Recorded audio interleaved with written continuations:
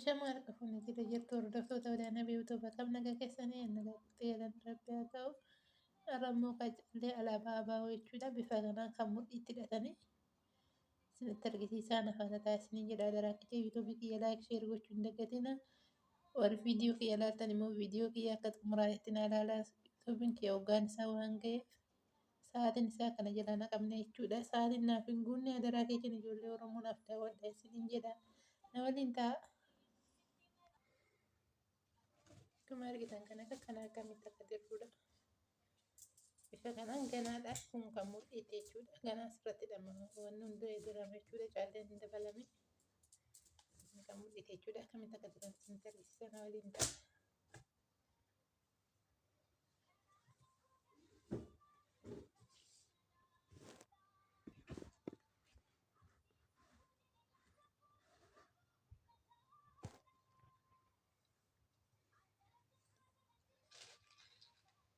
Dura caallee tokko fudhanna.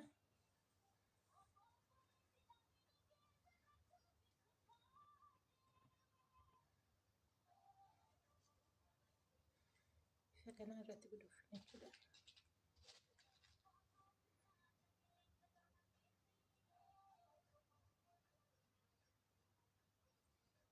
Sadii afur ta'a jechuudha.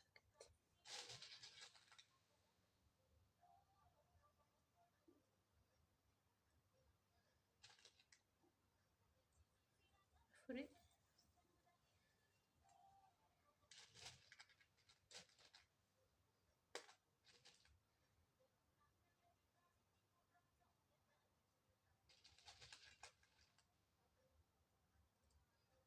Afurii.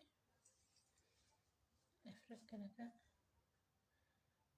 Kun saddeeti miti saddeettaffaa kana afuraffaa isaa kana jalatti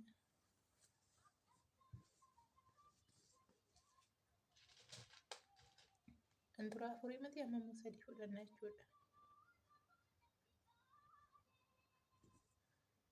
Sadeen kana afuraffaa kana jalatti isaan irratti kirrii irratti guduufii kana jala jechuudha. Bifa kana.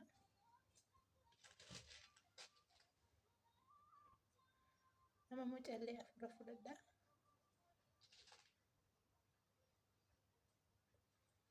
Afurii. Sadaffaa ni agarsiisa.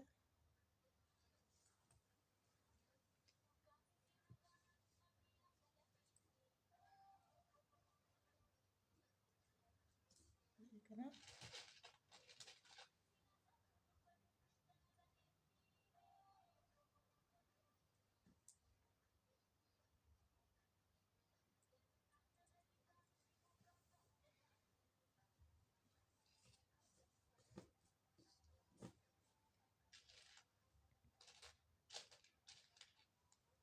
Amma immoo afurii duratti sadii fudhadhaa. Amma afur jechuudha. Sadaffaa kana jala waraanna.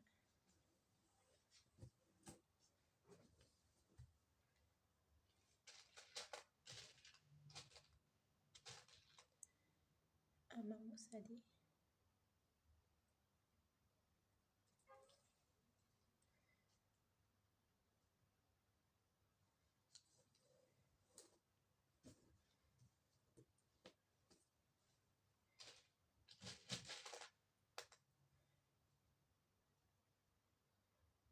Amma afur fudhadha jechuudha.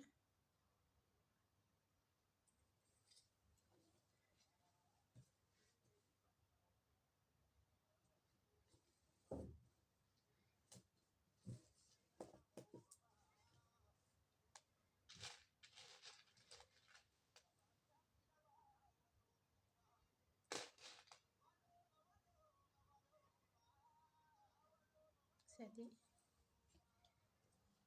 Sadaffaa kana jalatti waraanna. Bifa kana.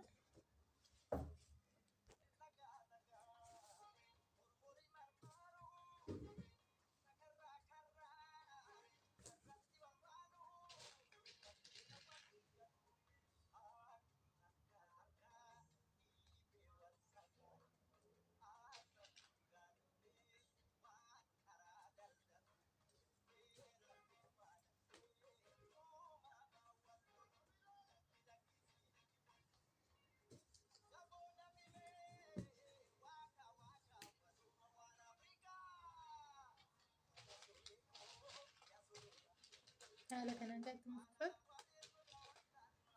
sadii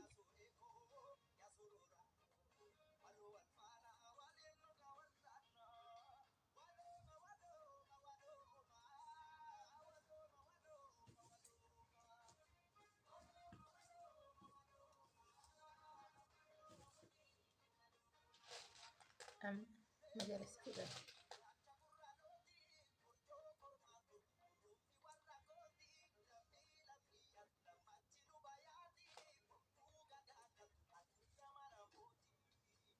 Sadaffaa jala waraabna jechuudha.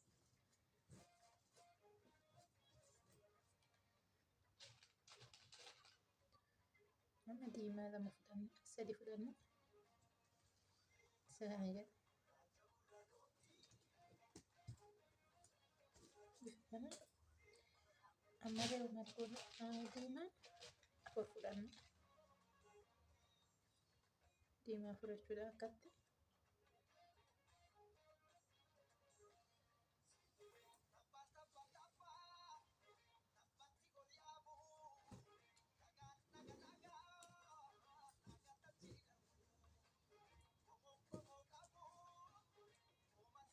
Kana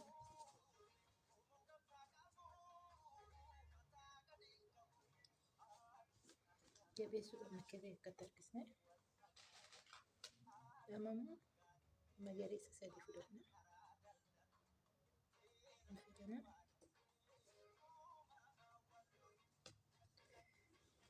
afur jala sadaffaa jala seensisna jechuudha. Magariisa afur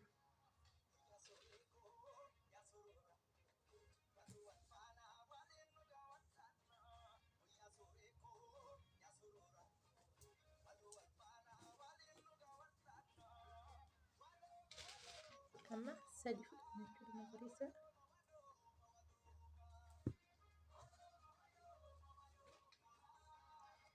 Amma kan xumurre jechuudha diimarraa magariisatti.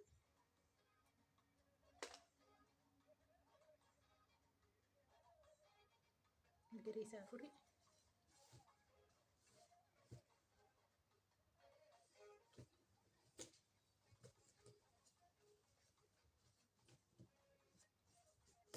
Sirriitti jabeechuu qabna akka kirriin isaa nu jala akka hin laallofneef jechuudha.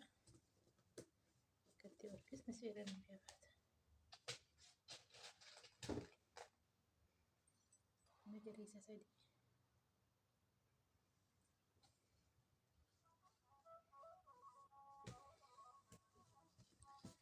Akka sirriitti hubattaniifani kana hunda isaa hojjedhe isinitti argisiisu.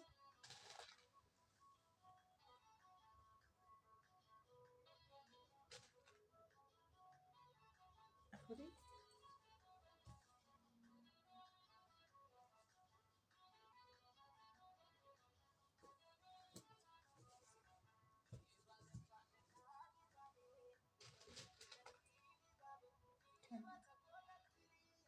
Sadi.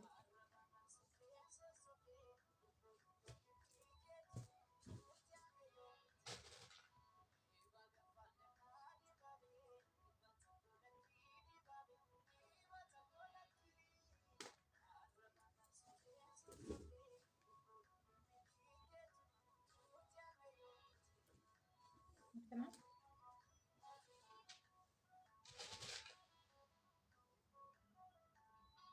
sadi.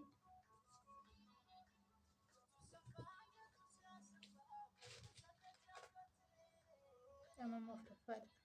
Afur fudhanna.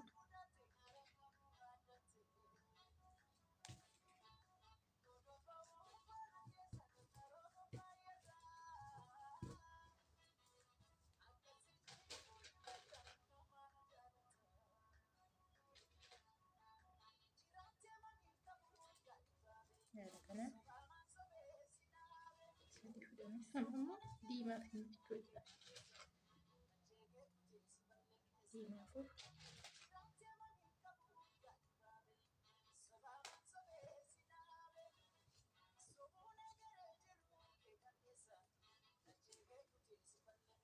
Bifa kana magariisa sadi fudhanna.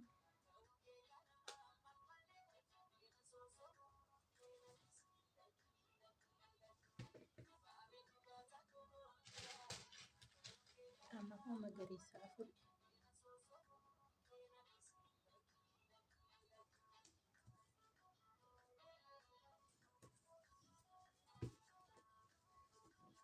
magariisa afuri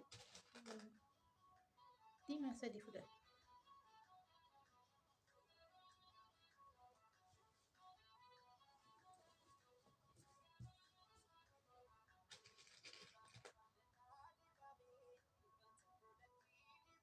Diimaa afur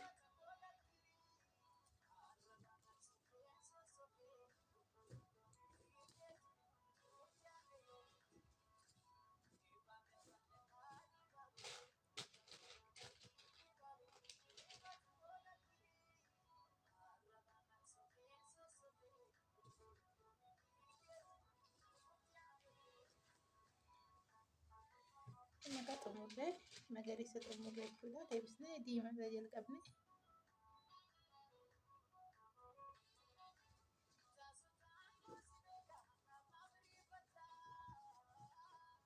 haala kanaan itti fufa jechuudha.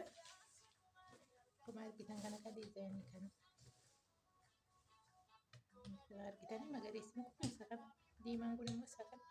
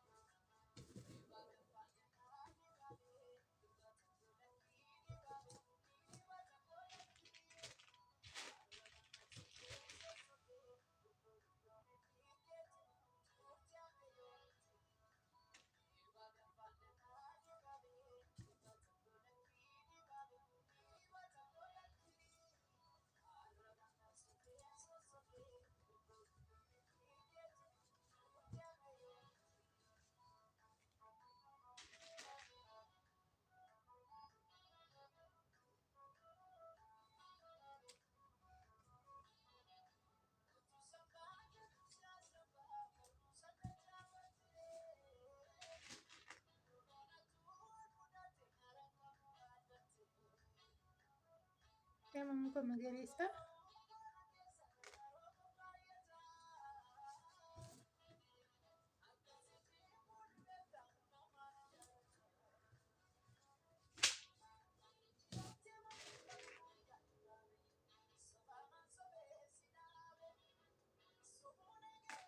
sadi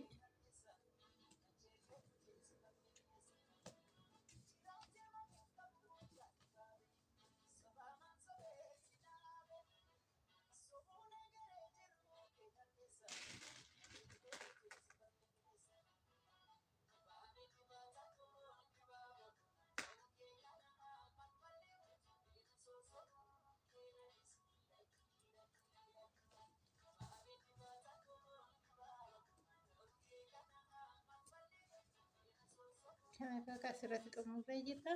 Bifa kanaan akkatti hojjetame jechuudha. Akkuma argitan kan akka guddaa kana bifa isaa wal fakkaata jechuudha. Inni kun kan mudhiiti, inni kun immoo kan mormatti hidhatamudha. Bifuma tokko waan ta'eef kan haala tokko asirratti argisiisee nagaa naa ta'a. Yuutuubii kiyya laayik sheer gochuun hin dagatinaa. Viidiyoo keessa adaraa keenya ijoollee Oromoo hanga xumuraa naa daawwadhaa isiniin jedha. Kutaa saattaan walitti deebinaa nagaa naa ta'a.